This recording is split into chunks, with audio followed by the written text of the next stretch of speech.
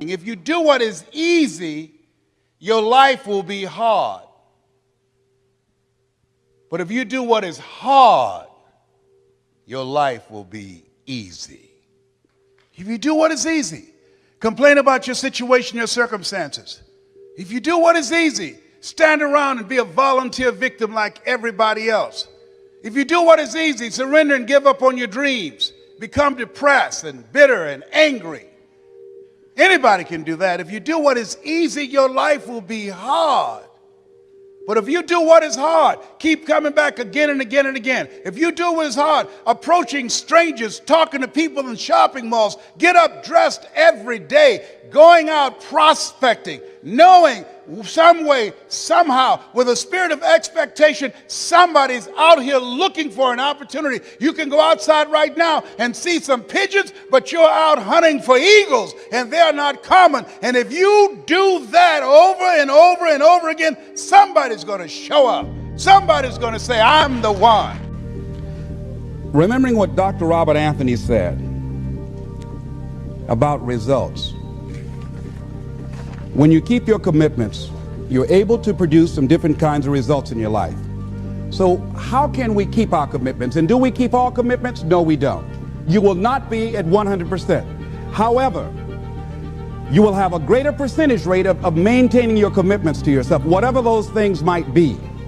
If it's going into business, if it's changing a habit that you know that works against you, if it's overcoming self-destructive behavior, if it's retraining your thinking, if it's reinventing yourself, if it's trying to begin to design your relationship differently, all of us have a possibility by focusing and really harnessing our attention and concentrating on it. We really have available to us the power to honor our commitments in those particular areas. So number one, make it priority.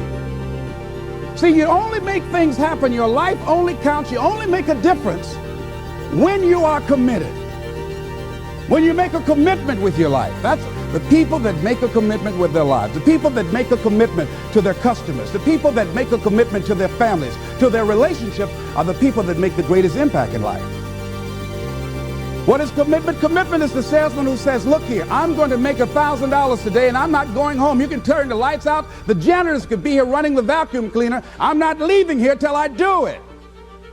I used to be a door-to-door salesman. I had X number of TVs. I had a minimum amount that I knew I had to sell every day in order to provide for my mother, who was ill at the time, who had lost her job at the M&M cafeteria because of arthritis.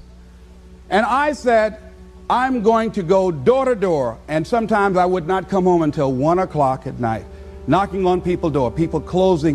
What do you want? Would you like to buy a nice working month's television set, no money down? No. What about an Emerson TV? No. Thank you very much. Do you know anybody else that would be interested? No. Thank you very kindly. Knock on another. Hello.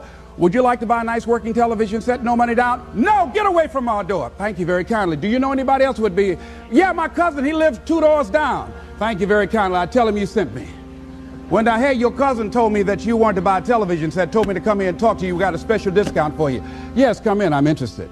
I would just keep right on. I would not go home until I did it.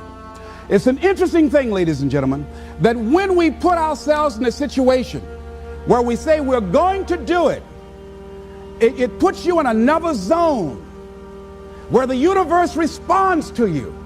When you have that kind of consciousness, see, the universe responds to the man or woman that refuses to be denied, because that is your commitment. That business that you want, that book you want to write, that dream that you have of controlling your destiny, that is yours. That power to create that and to manifest that, that is yours. That's available to you. But you've got to be willing to stand there and face disappointment, not have support, be lonely, doubt yourself sometimes, be rejected again and again and again, become bankrupt if necessary, again and again and again, and refuse to turn around until life gives it up.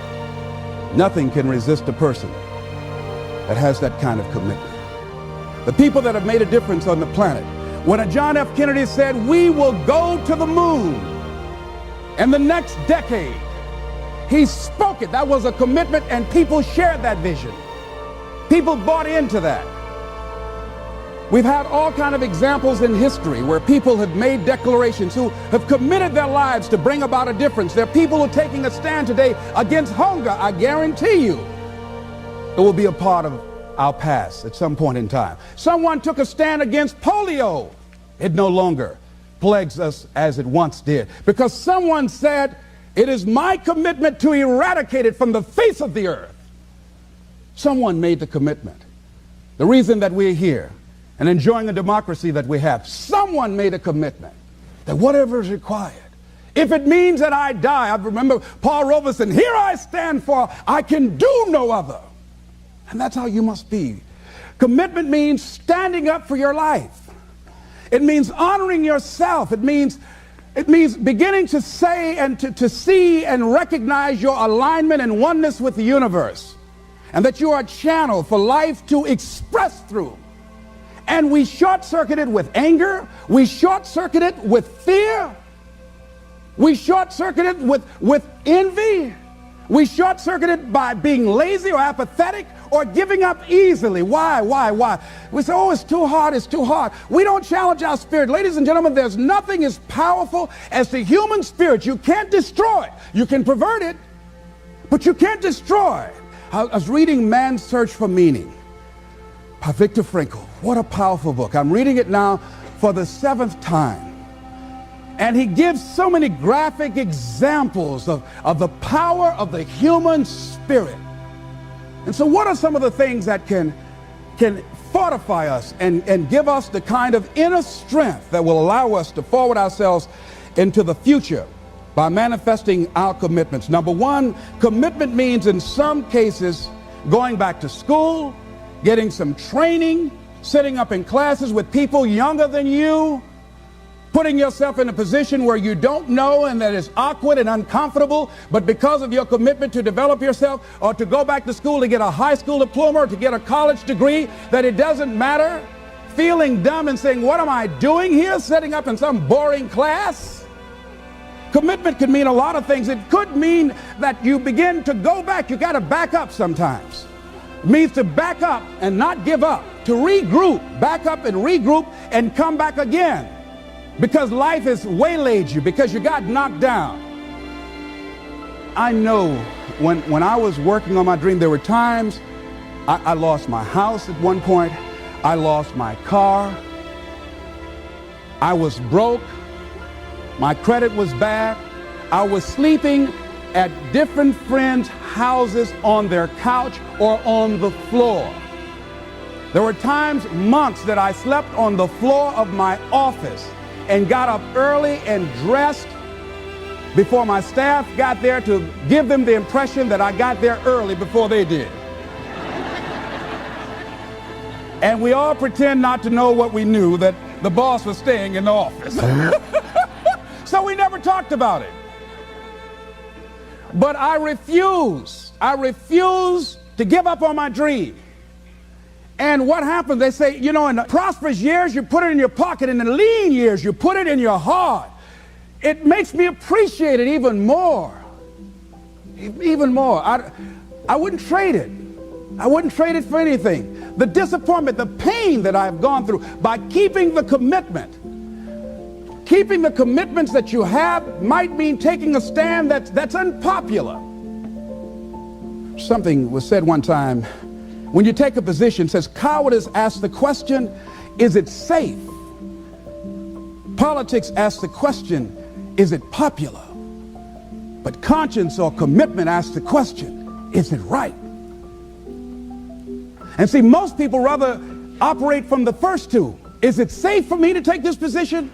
I remember when I was a state legislator, I saw guys and women who believed in legislation very strongly, but because the Speaker of the House said, we won't go with that, they backed down.